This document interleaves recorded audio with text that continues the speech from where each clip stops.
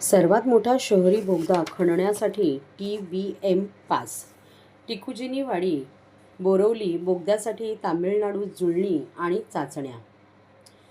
मुंबई महानगर प्रदेश विकास प्राधिकरणाच्या ठाणे आणि बोरवली बोगदा टनेल प्रकल्पासाठी वापरल्या जाणाऱ्या पहिल्या टनेल बोरिंग मशीनने TBM स्वीकृती चाचणी उत्तीर्ण केली आहे.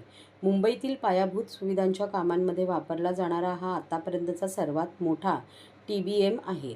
मुंबई महानगर प्रदेश विकास प्राधिकरण MMRDA अंतर्गत महत्त्वाकांक्षी प्रकल्प राबवण्यासाठी Megha engineer and infrastructures limited MEIL द्वारे वापरल्या जाणाऱ्या 4 सिग्नल शील्ड हाई रॉक TBM पैकी हे पहिले TBM आहे.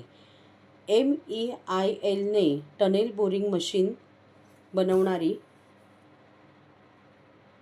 जर्मन कंपनी हेरेनकनेट AG कडून या TBM साठी ऑर्डर दिली आहे. 1400A हे तामिळनाडूच्या अलिंजिवकम येथील कारखान्यात जोडण्यात असेंब्लिंग करण्यात आले आहे. तेथेच कारखाना स्वीकृती चाचण्यांमध्ये ते उत्तीर्ण झाले होते आणि तेच मशीन उघडून मुंबईत आणले जाणार आहे.